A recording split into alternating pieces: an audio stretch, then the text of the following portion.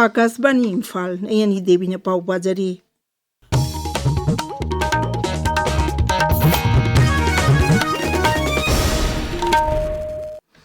मितई Meitei tribe union सिंधुना मियामगी ओइबा खना नायनबगी मिफम among असि Imphal ईस्टकी top अवांग लेकायदा पांगथोखरे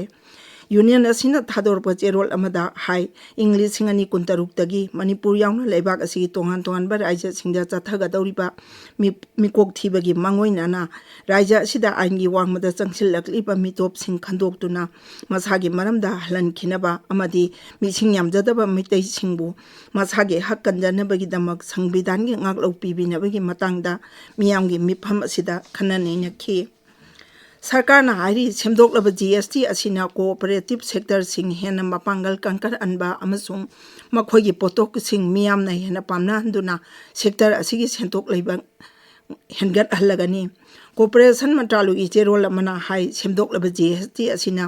खुंगंगी lambda लेबा एंटरप्रेन्योरशिप मपांगल कंकर अनबा अमदी चिंजाक सेम सारिबा सिंगी लमदा लेरिबा कोऑपरेटिव सिंग हेना भगत अनबा अमसुंग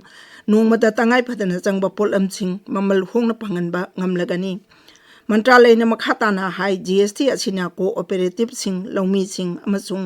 खुंगंगी एंटरप्राइजेस सिंग अमसुंग संगोंगी पोथोक पुथोकलिबा लौमी कोटी 10 हेनबदा कानाबे पीरगनी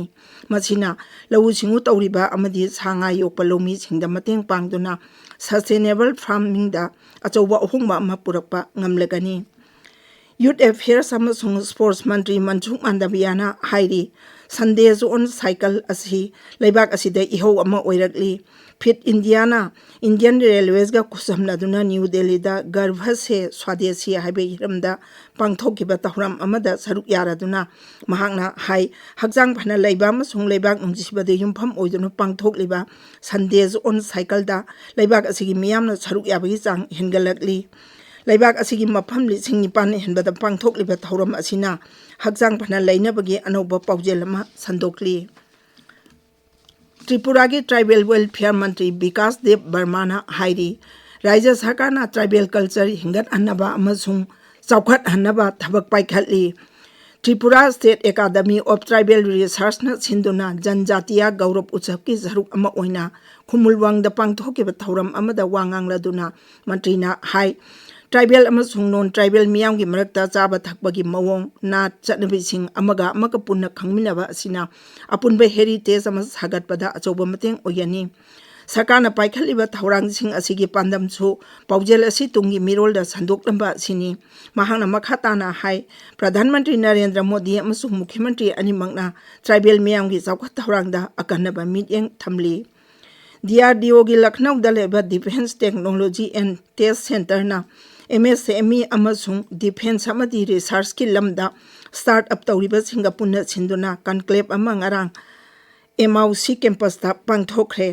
कनक्लेव असिदा तोंगान तोंगान बाय MSME स्टार्टअप अचिंगबगी मियोय चामा हेना सरुक याखी Uttar Pradesh defence industrial corridor हेना चौखट हन्नबा पांदमदा कनक्लेव असि पांगथोकपनी इंडियन एयर फोर्स ना जम्मू कश्मीर अमदी हिमाचल प्रदेश की चिंग निकायबना सोहलबा मफमसिंगदा तेंबांग पीबगी थबक चथखरे सोशल मीडिया दा थागलकबा वारोल अमदा वेस्टर्न एयर कमांड ना हाई जम्मू कश्मीर की उधमपुर दा इंडियन एयर फोर्स ना चाना थकनबा पोलम टोन 5.8 मतेंग पांगखी हिमाचल प्रदेश दा पुंग 18 की ऑपरेशन मनुंगदा इंडियन एयर फोर्स ना मियोय 490 साफगदबा मफमसिंगदा थंगदोखी अमरोमदा Bharat army national disaster response force NDRF अमसुंग स्टेट डिजास्टर रेस्पॉन्स फोर्स ना पुन्न खुसमनादुना जम्मू कश्मीर की इचाउना सोहलबा मफमसिंगदा पाकसना तेंबांग पीबगी थबक चथरी पंजाब ता इसिंग इचाउना मरम ओइदुना मियोय 94 लेखेदबगा लोइनाना लंथुम अमदी युमदा योकपा सासन कया अमांग अता थोखरे पंजाब सरकार ना हाई इसिंग इचाउ असिदा पुन्ना लुपा कोटी लिसिंग 12 हेनबगी लंथुम अमांग अता थोखरे इचाउ असिना खुंगंग लिसिंग अनि हेनबगी मियोय लाख 3,43 रोम अवाबा नंगखी हौजिक नोंग चुबगी चांग तपना तपना हंथरक्तुना इचाउगी फिबम खरा फगलकले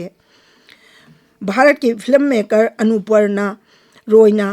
मरफुनिथोई सुबा भेनिस फिल्म फेस्टिवल की ओरेंज ज्योति सेक्शन दा बेस्ट डायरेक्टर की मना फंगले महाकी film songs of forgotten trees असी कैटेगरी असी दा चंगबा भारत के अमत गायरबा फिल्म नी पाउलुजरे।